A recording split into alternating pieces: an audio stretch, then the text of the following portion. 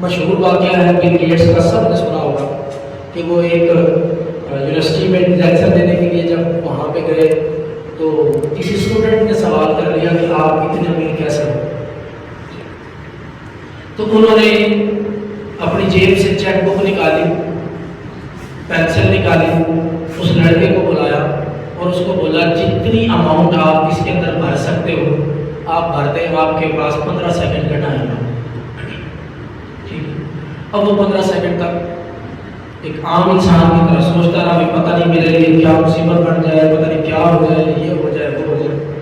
15 second پورے ہونے کے بعد اس نے اس کو جواب یہی دیا کہ میں یعنی ڈیسیژن لیتا ہوں، فیصلہ کرتا ہوں، اسی وجہ سے میں کامیاب ہوں اور میں اس مقام تک پہنچا ہوں۔ آپ کی ناکامی کی وجہ یہی ہے کہ آپ سوچتے رہتے، آپ نے فیصلہ نہیں کیا۔ اگر آج آپ جو لکھ دیتے وہ میں الفاظ آپ کو دے دیتا۔ سب سے پہلے تو میں ایک آپ کو شعر سنا دوں گا جو شاید میں ذاتی طور پر جس پہ بلیو بھی کرتا ہوں۔ مقدر جن کے اونچے اور اعلیٰ بخت ہوتے ہیں، مقدر جن کے اونچے اور اعلیٰ بخت ہوتے ہیں، زندگی میں انہیں کے امتحان بھی سخت ہوتے ہیں۔ تو میرا ایک سوال ہے، اگر کوئی آپ میں سے کوئی ایک آدھ بندہ کو جواب دے دے تو اس کے بعد ہم بات شروع کرتے ہیں۔ نصیب کسے کہتے ہیں؟ یہ بڑا مسئلہ ہے نا، ہم اکثر نصیب پر رونا ہوتے ہیں، یار میرا نصیب نہیں ٹھیک، میرے تو یار بس یہ تو لک کی بات ہوتی ہے، یہ تو نصیب کی بات ہوتی ہے، یہ ہوتا ہے وہ ہوتا ہے، یہ ساری باتیں نہیں کرتے ہیں۔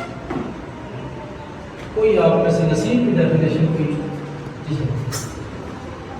نصیب یہ ہے کہ نبی صلی اللہ علیہ وسلم نے فرمایا ہے کہ جو رزق اللہ نے آپ کے مقدر میں لکھ دیا ہے وہ چاہے کسی پہاڑ کے نیچے بھی ہو تو وہ آپ کو مل کر رہے گا۔ اور دوسرا یہ ہے کہ وہ جو آپ کا رزق ہے وہ چاہے آپ اس کو حلال طریقے سے کماتے ہیں یا حرام طریقے سے، اور اگر آپ اس کی محنت نہیں کرتے اس بارے میں تو وہ آپ کا نصیب آپ تک نہیں پہنچے گا۔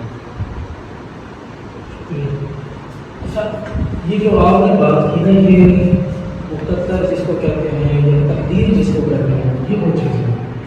تقدیر میں ہمارے مقدر میں اللہ نے لکھا کہ 2 ہاتھ ہیں، مجھے 2 ہاتھ پورے ملے، اس میں کوئی شک ہے کسی؟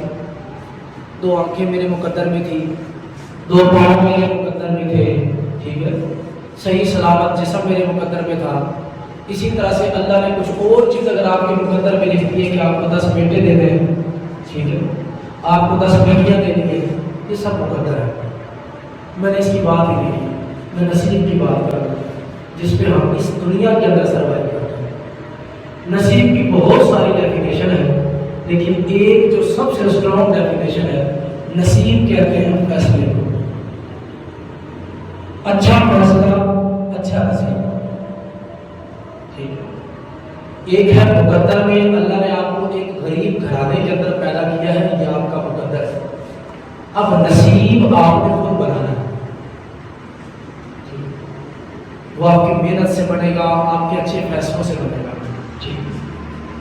بیسیکلی ہم غریب رہتے کیوں ہیں؟ اس کی سب سے بڑی وجہ ہی یہ ہوتی ہے کہ ہم فیصلہ نہیں کر پاتے۔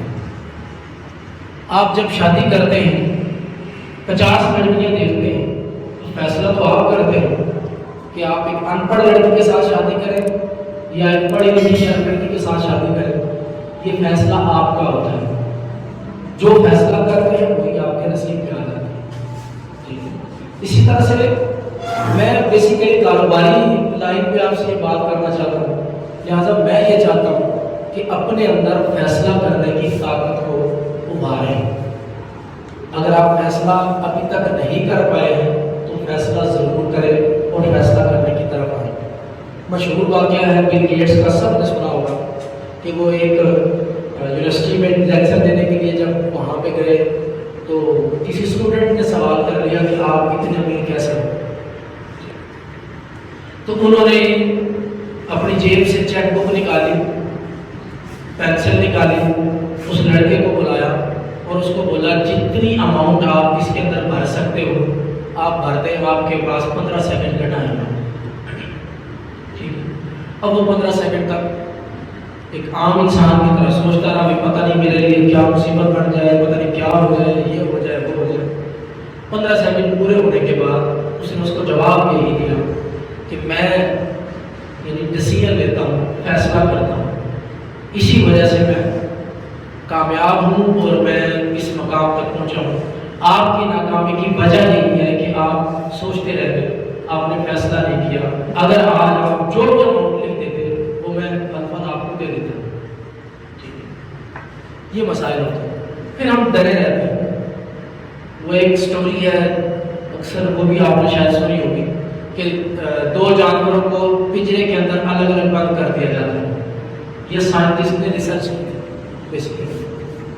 وہ پنجرے کے اندر بند کر دیا جاتا ہے، دونوں پنجروں کے اندر ایک بٹن لگایا ہوتا ہے کہ اگر اس بٹن کو پریس کر دیا جائے گا تو اس کا دروازہ کھلے گا اور وہ وہاں سے باہر نکل سکے گا۔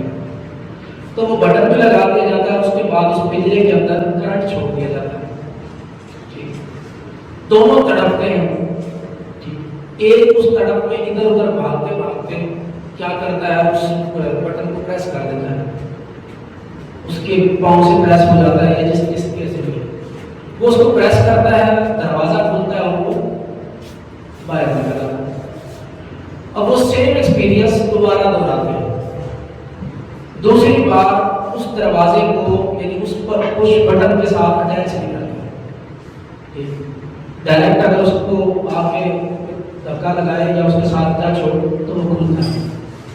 اب وہ دوسری بار جب کرنٹ چھوڑا تو جو پہلے نکل گیا تھا اس نے تو کوشش کی، مطلب زیادہ کوشش کی کہ یار پہلے بھی میں کسی طرح سے کر کے نکل گیا تھا، اب پھر میں کوشش کروں گا نکل جاؤں گا، لیکن دوسرے نے کوشش کی، کام کی، اس کے مائنڈ میں یہی تھا کہ یار پچھلی بار بھی میں نے کرنٹ کھایا تھا، بس یہ پروسیس ہے کرنٹ کھانے کا، وہ کرنٹ میں ہی اپنا اس نے وقت پورا کیا اور اس نے باہر نکلنے کی کوشش کی۔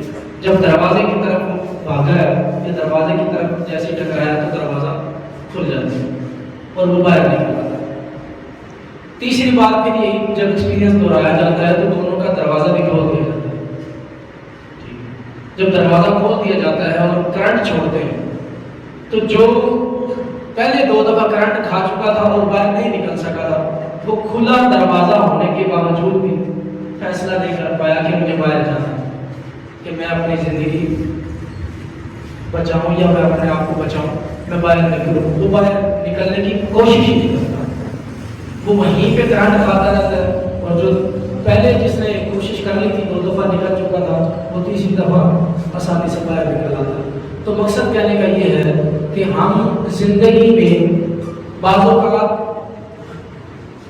ایک آدھ دفعہ کوئی تجربہ چھوٹا موٹا کرتے ہیں یا خود مطلب نہیں کرتے، والد نے کیا، پڑوسی نے کسی نے کیا، ماموں نے کیا، چاچو نے کیا، وہ فیل ہو گیا، اس کو دیکھتے ہوئے ہم اپنے لیے ہمیشہ کے لیے یہ فیصلہ کر لیتے ہیں کہ یار بس یہی راستہ ہے، بس نوکری کرنی ہے، بس فوج میں ہی جانا ہے، سرکاری نوکری کہیں لگ جائے یار چلو زندگی کی روزی روٹی بڑھ جائے گی، ہم بس وہیں پہ اپنے آپ کو قید کر کے بیٹھ جاتے ہیں، کبھی بھی بہتری کی طرف کوشش ہی نہیں کرتے۔